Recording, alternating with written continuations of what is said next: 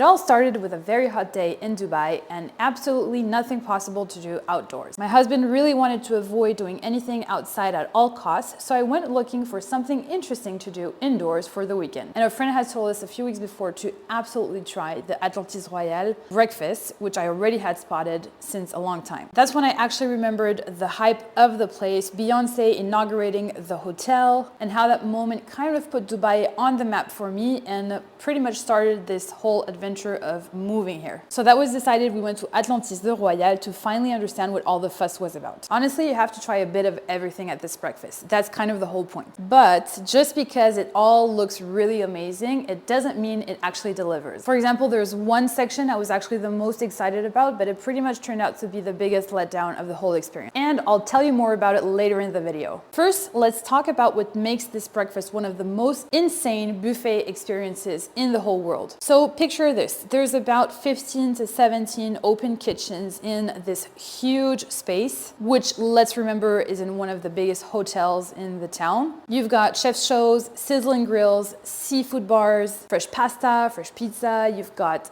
eggs made to order, all sorts of different eggs you can imagine, and desserts that look just like they came out of a luxury boutique. There's food for every taste. There's over 100 different dishes from all types of cuisines around the world, and everything is beautifully presented, so it's extremely visual, and it's just like you're walking through a live food gallery. The room is absolutely massive. It's flooded with gorgeous sunlight and overlooks the Palm, and even with 900 seats, which is really massive, most of them are actually inside to enjoy the cool air.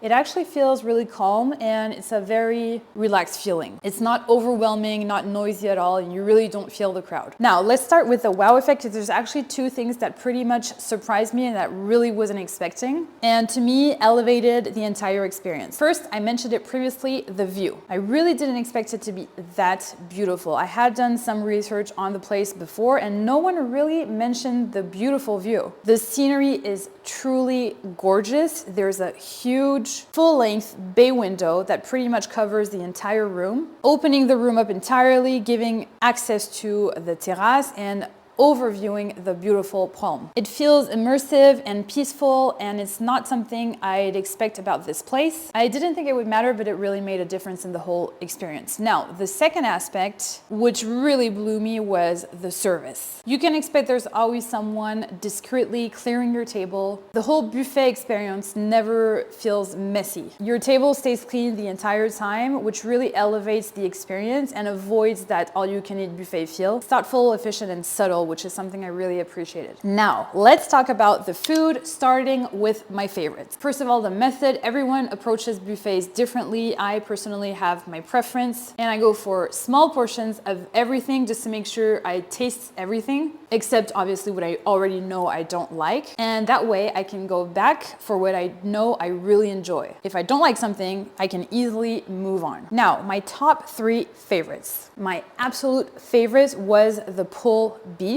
which you will find at the grill station, which is essentially one of the most popular stations, I would say. So the pulled beef was really melty, perfectly soft, and served with a small bar of assortments of different salts. And that was truly delicious, kind of crispy on the outside with that grilled flavor. I highly recommend. This station is also where you'll find anything that's related with the continental breakfast. So one of the most popular stations again. Right next to that section was not one of my favorites because I really didn't try anything, but it's the deli section. It's actually quite gorgeous. There's a large selection of cheese and beautiful honeycombs. As a French person, I already have my favorite cheeses, which were not in that selection, so I really didn't go for it. Again, the goal is not to overdo the whole experience by trying things you really do not enjoy in real life, so it wasn't really part of the experience.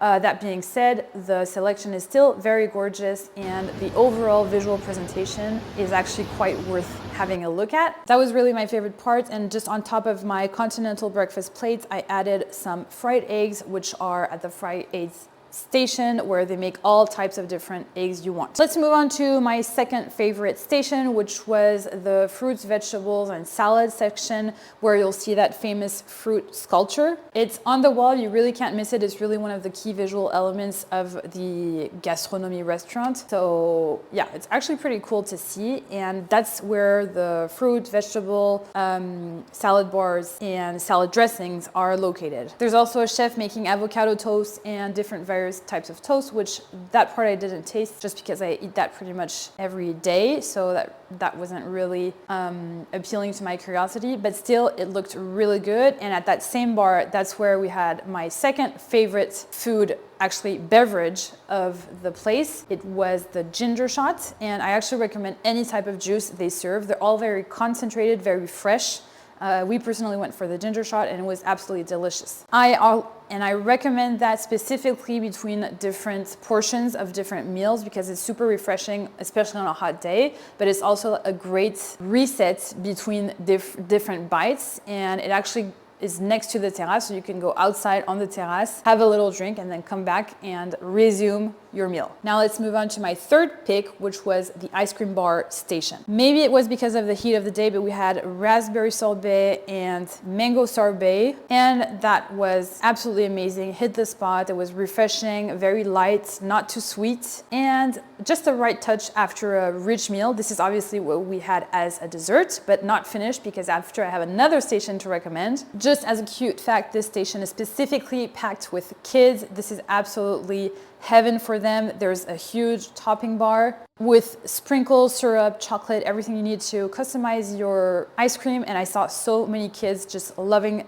that specific experience. Now let's move on to the more disappointing, underwhelming aspect of the overall gastronomy experience, which actually is pretty minimal, but still, this was the part I would say I was most excited about and turned out to be a little bit underwhelming. And maybe you'll notice that we still haven't mentioned it. It's the most visual part of the whole restaurant. And maybe it's because I'm French, but I had really high hopes for this specific station. I think I missed the French food. It looks absolutely beautiful, just like straight out of a beautiful French patisserie, but the taste doesn't quite deliver to the gorgeous aspect. Let's start with the first thing I went for. I miss it so much. I haven't been in France for a while, so I missed the croissant. I took the croissant. It really looks like the high-end version of the croissant you can find in sort of like fancy patisseries in France, but it really lacks the crisp and the flaky aspect of a real French croissant. It's fine. I had a lot of food already and the overall experience was good, but still I moved on to the baguette, which I also had high expectations for. Same thing here, the aspect really conveys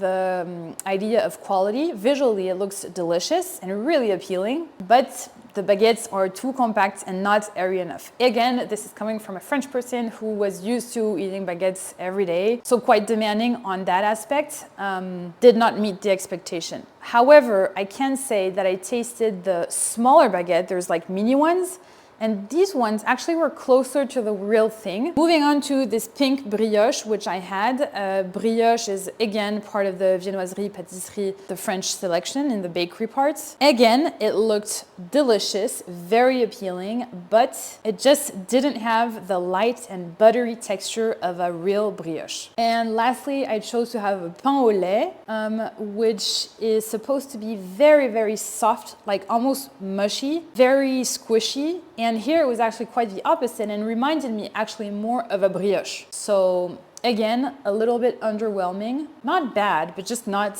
a pain au lait. Regarding this specific station, there's absolutely no judgment. It's just that it was so gorgeous and really appealing, and I probably miss it a lot from France. But again, I know that French bakery, French patisserie are some of the hardest things to perfect in the food business. And when you're French, it's really something you miss when you travel and live abroad. So I just know how hard it is to get it right, especially when you're outside of France. So I was probably having too high expectations for this specific station. So still go to it, but don't expect crazy, insanely good, the best croissant of the world. You'll have that in France. It's still a beautiful station to explore, and they clearly put in the effort. Everything is baked on the spot every day, and it's still quality. Finally, this brings me to the end of the video with the perfect way to end this experience. Do not leave without trying the roasted coffee, which is actually made on the spot. You can grab it near the window, and we were actually super lucky to to have the view. This specific station has a view on the tip of the palm, so basically near the overlooking the water. And we were super lucky to have a gorgeous view on the sailboats racing. And it was absolutely gorgeous with a freshly roasted coffee. It's absolutely perfect to end this amazing experience. This coffee was peaceful, elegant, and it was a perfect wrap up to this gorgeous breakfast journey. I highly recommend it. It was a truly unique experience. I absolutely loved it and would recommend it to anyone who visits Dubai, and I'm really definitely going to do it again. There's so much to do, so much to see. I didn't even taste the pizza and the Asian stations, so highly recommend. And thanks so much for watching, and until our next video, I'll see you soon.